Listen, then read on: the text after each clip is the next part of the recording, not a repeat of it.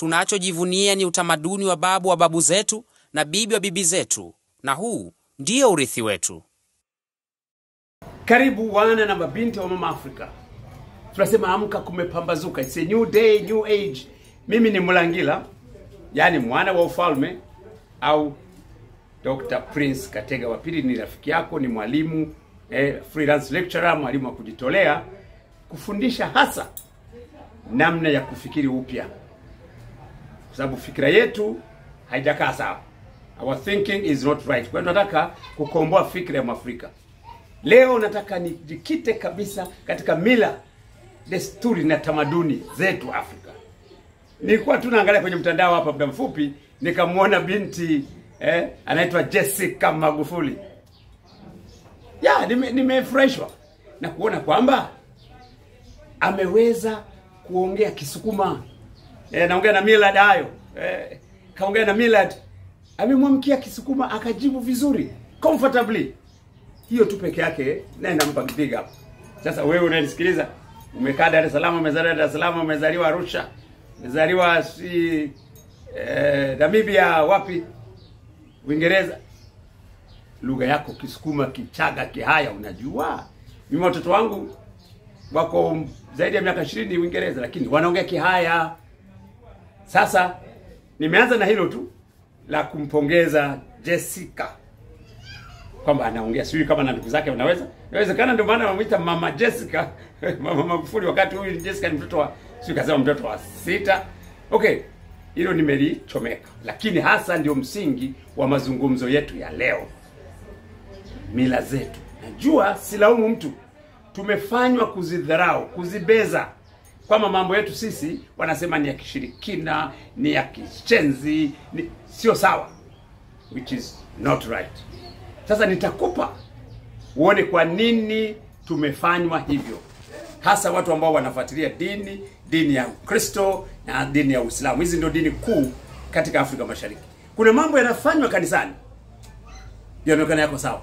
Hayo yakifanywa na sisi, inaonekana sio sawa. Tunaanza kwa maana pale tuko kwenye kipindi cha maombolezo na maandalizi kabisa ya mazishi ya mwili wa Baba Mtakatifu Papa Francis wa kwanza. Na uhakika utakuwa umepitia. Kama hujapitia cheki. Lakini hata kama hujapitia kwenye mazishi, anavyovaa Papa, anavyovaa askofu yeyote, wanavaaje? Na makardinali wanavaa makofia. Kofia sio kofia ile. Mimi nasema hizo ndio hirizi, ndio vyombo vya kufanya mambo yaende. Inaita utiisho. Angalia ilivyochongwa. Kwa nini imechongwa bana hivi? Na mimi kwa sababu ni mtafiti, hizo ndio walivyokuwa navaa mafarao wa Misri, kuanzia Akhenaton aliyeunganisha Misri ya kaskazini na Misri ya kusini. Maka mwanzo alikuwa anavaa kofia huku juu iko kama na kitu kimoja. Lakini baada ya kuonekana ameunganisha mataifa mawili au falme mbili, ndio wakatengeneza kama wakaichana hivi. Kwa hiyo ile ni utiisho kusudi askofu aonekane anatawala jimbo zima. Hilo ni jambo ambalo waganga wetu wa jadi wakivaa na wao kofia. Huwezi kukuta mganga yuko tu plain kichwani kama mimi. Lazima anavaa kofia. Sasa akivaa yeye mganga, ushirikina. Naona mambo ya kichawi. Sasa askofu, uone basi kama ni ushirikina, nao ni ushirikina. Haya, anavaa hivyo papa na askofu. Wanavaa ile wanaita Roman collar. Unadhani ni nini? Maka amevaa shati na kwa nini anavaa kale kadude kale? Tena mimi nishawahi kuwaoji padri na wachungaji kama 15, of course sina record vizuri, lakini zaidi ya 10. Nilimpata mmoja tu ambaye ana idea, ana clue ni kitu gani kile. Hawajui kwa maana hiyo ndio hirizi hizo. Kwa sababu hirizi nini? Nikivaa pete hii ni hirizi, nikivaa miwani hii ni hirizi. Yaani hirizi ni kitu cha asili kinachokufanya mambo yako yaende kwa wepesi, hivyo tu. Sasa ile ni mwezi mchanga, ni alama ya mwezi mwandamo. Unajua mwezi ulivyo na nguvu ukiandama kwenye dunia, kuna nishati inazalika ya hali ya juu sana. Ndio maana hata Waislamu na wapongeza, japo wanaambia usitengeneze sanamu, lakini wakasema ya mwezi tutatengeneza bwana. Juu ya msikiti kule wanaweka mwezi. Sasa na wachungaji wasije wakawabeza Waislamu na wao mwezi wameuvaa shingoni. Haya, wanavaa na mikufu mirefu. Sisi tukivaa hii hata kwenye basi, kwenye kutano watakwambia wewe mbona umevaa mambo ya shirikina, wengine wanaita kichawi. Lakini akivaa askofu mnyororo, na waonaga kabisa askofu wakubwa ambao tumewazoea wanaongea vizuri, akina Bagonza, akina Niwe Mugizi anavaa. Lakini sasa kwa nini anavaa mnyororo ule? Bado wanaiga ile ya kwetu. Sisi tunavaa asili, wao wanavaa ile ya kuchonga ile kama na mimi nivaa haka kingine. Sasa tusibeze, tunaendelea kwa maskofu na mapadri na wachungaji. Wanavaa majoho. Sana shati lake bwana, changeva tu koti tu na suruali. Kwani anavaa makanzu, anavaa joho, wanaweka mpaka na lingine, libebo lile. Hiyo sasa hata wachungaji, mashehe, unakuta na yeye anavaa, anaweka na si wanaita nini? Anarushia tena hapa. Kwani ina nguvu. Hizo zote ni dalili, ndio irizi hizo zinaleta uvuto, zinaleta na authority. Askofu anashika fimbo. Sasa kuna mganga anaweza kwenda kwake hana fimbo. Sasa shape ni tofauti, lakini zote ni fimbo. Unaona askofu imepinda hivi, na anakuwa amewaelekeza waumini ili mumuinamie, mumtii. Kwa hiyo ni hirizi yake ya kuleta utiifu, haina ubaya wowote, ni simbo. Tunasema Mungu huongea kwa lugha tatu muhimu. Yeye hutumia alama, signs, hutumia symbols. Symbols ndio alama. Alafu shapes, maumbo. Kwa hiyo akitumia umbo hivi, kama unavyoona paka kwenye makanisa na misikiti wanaweka ile kitu wanaita kuba. Lile kama tafikiri tufe fulani liko juu ya msikiti. Na makanisa ya zamani yote yako hivyo. Ina nguvu. Yaani sasa hivi watu wamesahau kwa sababu hawafundishwi. Hayo mambo yote ni muhimu sana kufanya. Kwa hiyo tumeeleza mambo yanayofanya. Tasbihi. Hapa na mimi sikuja na kwako. Lakini tunaona watu wetu asili, waganga wa jadi, lazima naye amekuwa ameshikilia kitu mkononi. Waislamu wanakuwa na tasbihi, wanaita neno tasbihi. Wakatoliki wanaita rosari. Ni nini? Why? Ni vifaa vya kutendea kazi, ndio hirizi hizo. Lakini tukifanya sisi watu wa jadi, watu wa mila na asili, wanatuambia hiyo ni ushirikina. Hapana. Kumbe ni mila. Kama unasema tunampongeza yule Janet. Jessica. Unaona anaongea, anasema baba yao Magufuli alikuwa akiwafundisha mila. Anasema kila saa 12 tunaenda kumsalimia. Kama yuko busy tunakaa hata dirishani. Unaona namna ambavyo Magufuli alikuwa anapenda kufuata mila. Ndio maana hata dawa za asili alikuwa anazihimiza tutumie dawa zetu za asili. Sasa unakuta makanisani, misikitini afadhali kidogo, unakuta hata nje ya msikiti kuna dawa pale za asili. Afadhali hao Waislamu hapo wamepenya. Lakini Wakristo, Wakatoliki, wa Pentekoste, wa Sabato na wengine wote unakwambia nenda hospitali bwana, ukapate dawa za wazungu. Lakini wanajua sisi kabla ya hospitali ya kwanza katika ufuatiliaji wangu ndani ya Afrika Mashariki imeanza mwaka 1895. Ndio hospitali ya kwanza kuja. Ina maana kabla hapo, we are talking of miaka kama milioni 4, tulikuwa tuna hospitali sisi. Na Mungu anaona, anasema mko sawa wanangu, na binti zangu, najitibia wenyewe. Lakini kanisani hawahimizi watu watumie dawa za asili na tiba za asili. Sasa hapo tunakosea. Sasa Mungu hawezi kutuacha, alitupa miti na mizizi na mafuta na maji. Ameweka mpaka na ngozi za wanyama. Wanakuambia kuna hirizi ya simba. Sasa hirizi ya simba ina ushetani gani? Hiyo ndio asili. Kwa hiyo makanisani lazima wahimize hayo mambo. Tutibiwe kama Mungu alivyotuweka. Kabla hivi viwanda multi-billion dollar projects wanatuletea mavitu, madawa, lakini kumbe vitu mambo yanatibika. Tunaangalia kama kanisani. Unaona chetezo. Tumeangalia hapa kwenye mazishi ya papa. Nimeangalia sana. Ni chetezo hivi. Wameka ubani mle. Unapuliza hapo, no problem. Lakini ukija kwetu sasa, kwenda kwa mganga wa jadi, akafukiza ubani pale. Unasema tayari ushirikina umeanza. Ubani hautengenezwi kiwandani, ni natural, ni kitu ya Mungu. Tunaweka mishumaa.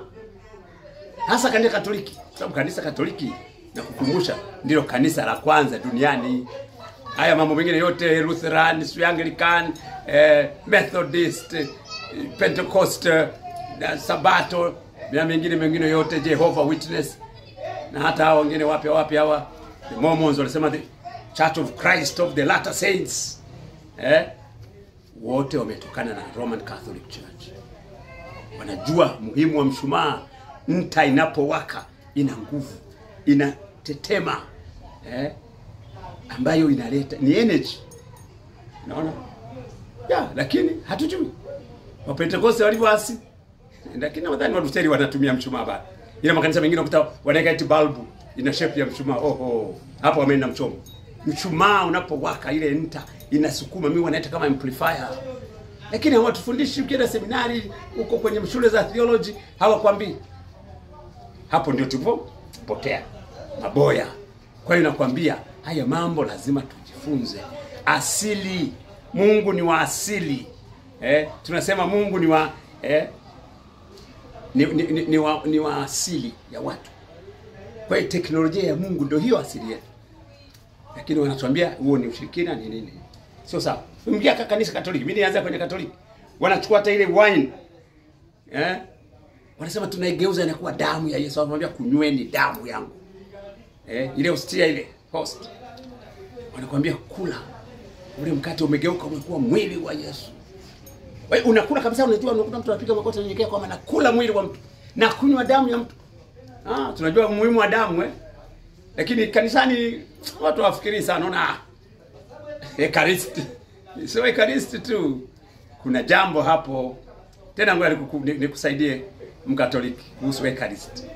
Hilo ni neno limetokana na jina la Farao Mgiriki. Anaitwa aliitwa yeye ndio Mgiriki wa 5 baada ya Alexander wa Filipo Macedonia yule wa 332 akafuata Ptolemy Lagi wa kwanza, basi wa pili, wa 3, wa 4, wa 5 alikuwa anaitwa Eucharistos Epiphanes. Ni jina la mtu kabisa. Sasa yeye alikuwa farao mzuri, anawatendea mema wa Misri, wakawa wanampenda. Kwa hiyo wanasherehekea kila mwaka siku ya coronation yake, siku ya kusimikwa kwake. Wanakula mikate, wanakunywa divai. Sasa baadaye ndio kageuzwa anaitwa Ekaristi. Yes, muuliza askofu kama anajua. Eucharisti, Eucharistos.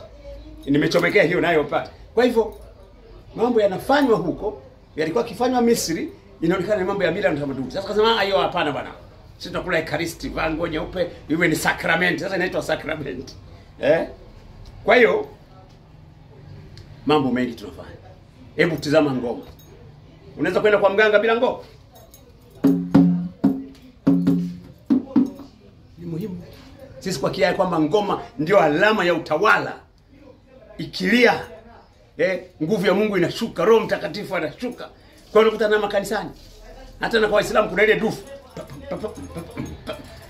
Roho Mtakatifu anashuka. Lakini ukipigia kwa mganga sema mambo ya matunguli haya. Hapana. Ndio nguvu ya Mungu asili. Tunasema naendelea kumsifu huyu binti. Kila kimtizama nakumbuka. Anavyoonekana binti yuko humble. Unamwona kabisa ni mtoto wa Kiafrika. Nimependa sana. Kwa hiyo na sisi watoto wetu tujitahidi. Japo ndio hivyo jina anaitwa Jessica. Hayo naye mambo anatulagai. Kwa nini aitwe Jessica? Kwa nini asiitwe jina Kokobirembe? Kokutora. Kwa nini asiitwe Rugarabamu? Kwa nini asiitwe Ngosha? Tunahitaji hivyo. Majina yote mawili matatu yote. Yawe Ngosha, Pombe Magufuli. Hivyo. Kwa na wewe jitahidi tuanze hapo. Majina yetu. Sababu John alikuwa anaitwa John kabla Yesu hajazaliwa. Sio ukasema John ni jina la Kikristo. Hapana. Ni jina la kizungu tu. Kitu Abdallah. Unasikia inatamka vizuri Abdallah. Unadhani jina la Kiislamu? Sio la Kiislamu. Ni la Kiarabu tu. Sababu hata Mtume Muhammad jina Muhammad aliitwa hivyo kabla hata hajachukiwa na Qur'ani. Lakini watawala, watu wa dini wamefanya sasa kutubeza mambo yetu kuyafanya yaonekane kama sio sawa. Kwa hiyo sio sawa sawa. Lazima tufanye mambo yaliyo sawa. Kwa hivyo tutizame hata na wasema sana wa Kristo zaidi kwa sababu mimi nilianzia huko. Walinibatiza na miaka 8. Kubatiza kwenye Katoliki mtoto ndana anamwagiwa maji juu. Kwa hiyo ukienda kwa mganga akakumwagia, wanasema sasa ushirikina. Lakini kanisani unapiga na mapicha na nini na chereko. Tena Wakatoliki ndio wanaomimina maji. Wa Pentecoste, wa Sabato wanakutumbukiza kabisa kwenye mto au ziwa kama lipo. Naona unamshika hivi, anakubatiza katika jina la Baba na Baba takatifu. Sasa unadhani ile ritual ya kutumbukiza mtu kwenye maji kabisa. Sisi tukipeleka watu kwenye ile siku kabla haijapambazuka vizuri, nampeleka mtu kwenye, na hata mganga anakuambia sio lazima kupeleke, nenda ukaoge kwenye maji yanayotiririka, lakini Mbaramwezi, yani kabla hujapambazuka. Inaonekana mambo ya kishirikina, mambo ya kiganga, mambo ya kichawi. Lakini kanisani mnatumbukizana baharini. Hiyo no problem. Na kwa wamebatizo wamekuwa mwema. Sasa unaona wamejifunza kwetu, lakini mambo yetu sasa wakayaharibu, wakayaita majina yasiyo sawa, lakini wakarepresent back to us yakija kama matakatifu. Kwa lazima tuzinduke, wana na mabinti wa mama Afrika, tujue kama mambo yetu yako sawa. Angalia hata kwenye hija. Tizama mavazi wanayovaa. Waganga wetu sisi unaona kabisa pale wavai masuruali bwana.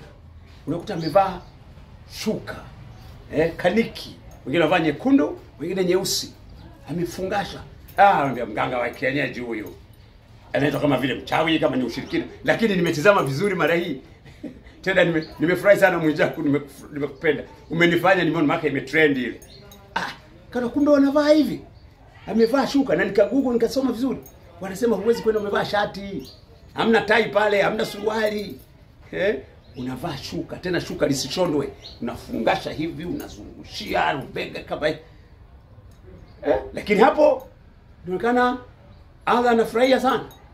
Sasa na Rugaba na Ruanga na Ngai, na Kiara na Nguruvi, na Imana anafurahia akiona waganga wetu wa jadi ambao ndio wengine ndio manabii wetu wanavalia hivyo. Sasa daktari kuweka sio sawa. Mnaona? Unaona kabisa kama mambo yanayofanywa kanisani na misikitini kama yana tofauti ni kidogo sana na ya kwetu. Kwa hiyo msibeze mambo yetu. Na hasa na wahasa sana rafiki zangu wachungaji.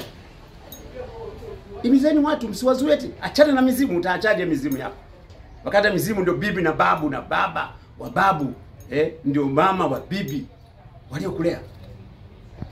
Lakini nampongeza sana akina IPM, anasema tuchinje bwana. Lazima uenzi wazazi. Wazee waliopita, waliotangulia ndio mizimu hai. Unawaachaje? Lakini kwenye kanisa utasikia hata kwenye mazishi hapa wanataja majina. Maria Makulata, ora pro nobis. Wana utuombee. Wanataja majina ya wazungu kibao, hati hao ni watakatifu, watuombee. Lakini bibi na babu yako, kama huyu mtu wako nyuma ya kamera hapo ukimwambia Mashaka Magobo, wewe sio Muislamu. Tunataka jina la Kiislamu bwana. Tena sio anaitwa gani bwana. Unaweza kutajia jina lako la Kiarabu. Nasikia wewe umejipambanua mapema bwana. Unasema Mashaka Magobo. Lakini ile la Kiarabu naona hauna au ulishtuka ukaacha.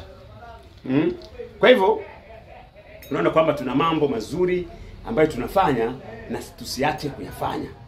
Kwa sababu ndio yanaleta vibration. Inakuwa na harmony na dunia inavyotembea.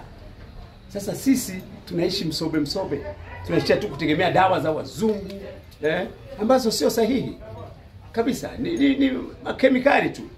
Kwa hivyo lazima tena hili jambo ulishawahi kusema zamani. Tunaona ma jet fighters kama sasa hivi tunaona kuna vita kila mahali. Kongo huko. Tunaona wapi na wapi. Unaona mandege. Tunaona Israel pigana na Gaza. Unaona ndege linanyanyuka pale. Limejaa mabomu tu, linarusha. Lakini usikii mchungaji anakemea.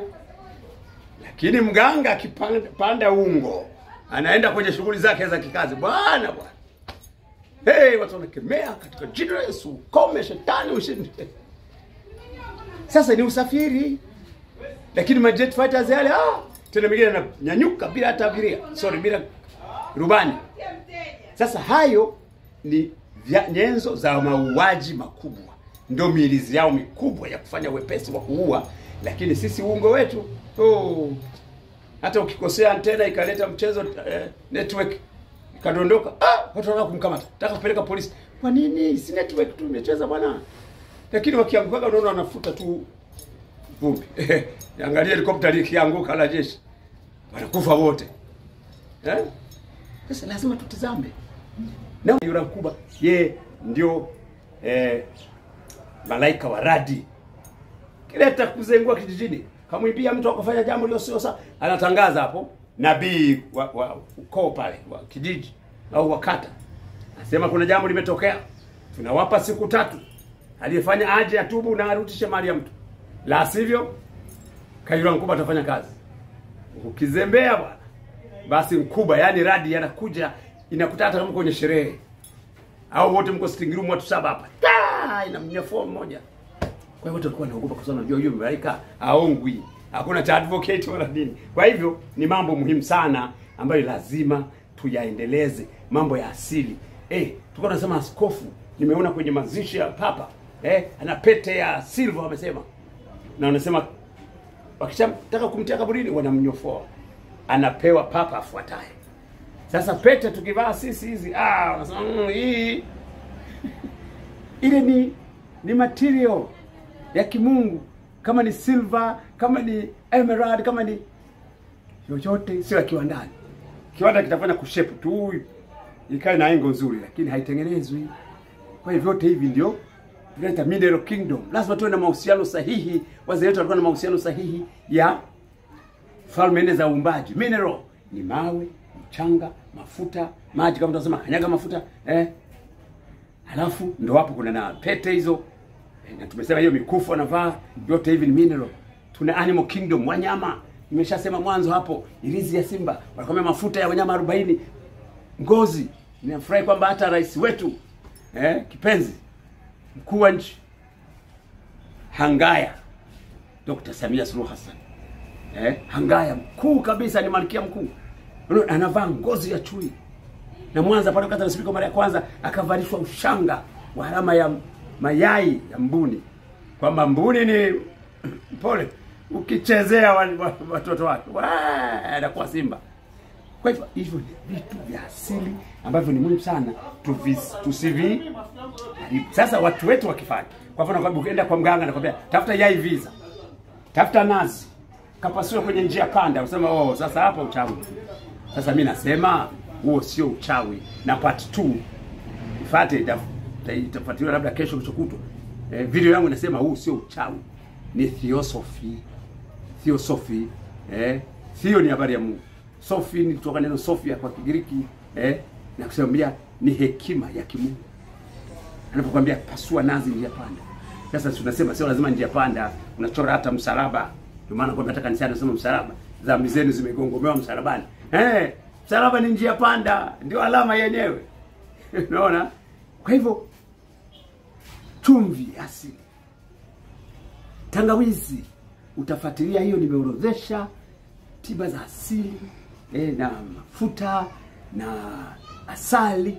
Unaoga usioge maji tu eti baada sabuni, tumia hivyo vitu. Sasa hiyo video namba 2 inakuonyesha kwamba huu sio uchawi, ni theosophy. Kama yote nayo kuambia sio uchawi, ni nguvu za asili. Kwa sababu uchawi kama unanifuatilia wanasema limetokana, etimolojia yake imetoka Misri, ni uchawi umetuti.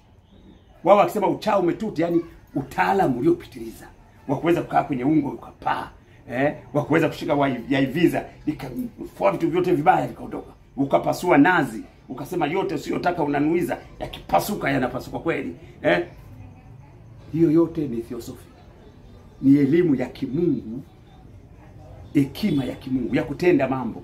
Kwa hivyo tiba asili tuzizingatie. Dawa za ukinifuata, namba yangu ni 0715 35 30 76. Dawa zote, nikisema magonjwa yote nasema yote, siwezi kuorodhesha. Lakini Mungu hawezi kuruhusu watu waje, ni mnaita binadamu, watu waje duniani alafu hangaike. Ameweka miti ya kutibu magonjwa yote. Tena nikinukuu hapa maneno machache sana ya Mwalimu Nyerere kwenye kitabu changu hiki, ukuu wa Mwafrika uliofunikwa, yajue mambo 90 kati ya mengi muhimu ambayo wazungu hawataki uyajue. Kwa hivyo nitakusomea maneno machache tu aliyotoa hotuba mwaka 62 uje uone umuhimu wa mambo yetu. Ya iko hapo ukurasa wa 25.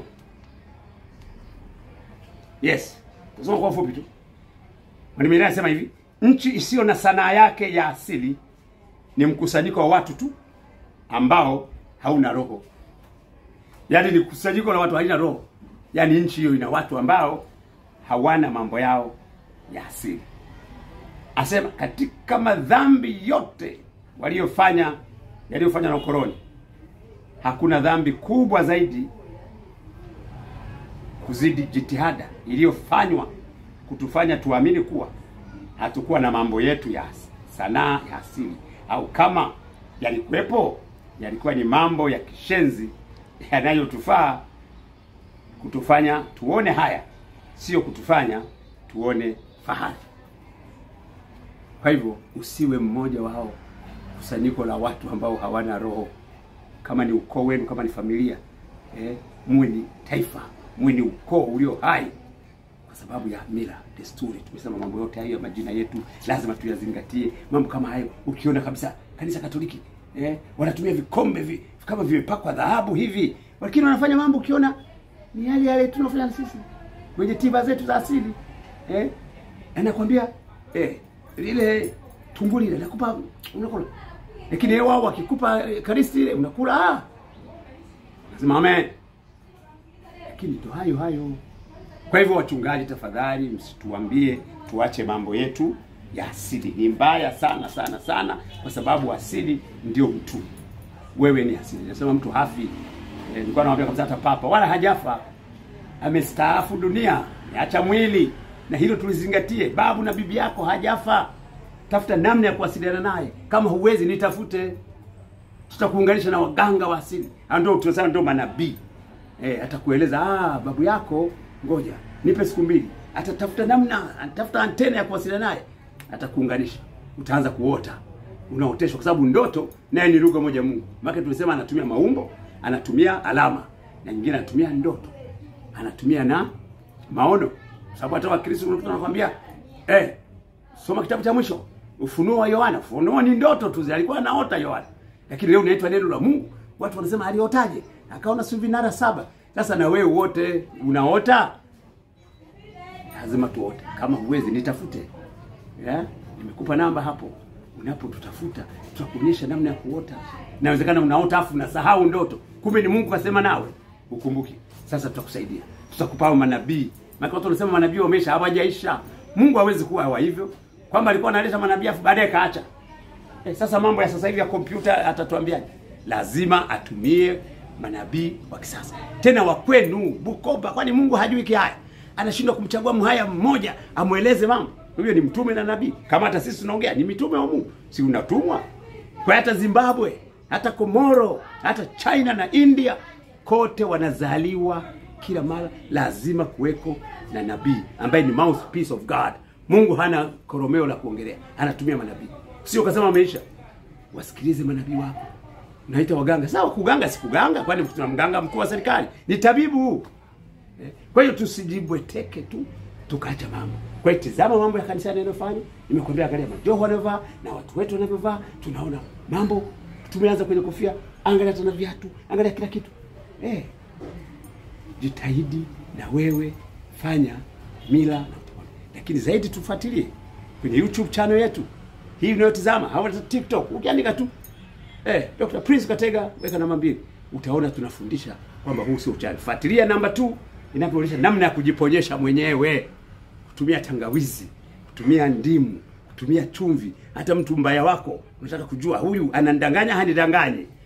Tunataka kusema anakuchumbia, inawezekana anasema uongo. Lakini ukitumia ndimu na chumvi utafuatilia kwenye utaona. Unamwona kabisa huyu Mungu. Na ukifanya jambo haji tena kusema.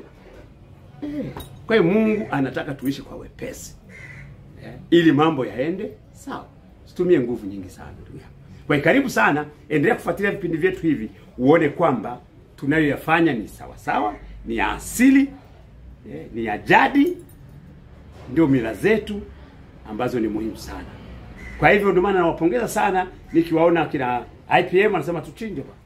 Juzi tumetoka kusema kama hujasoma sikiliza video zilizotangulia kuhusu Pasaka. Anaambia mchinje mbuzi.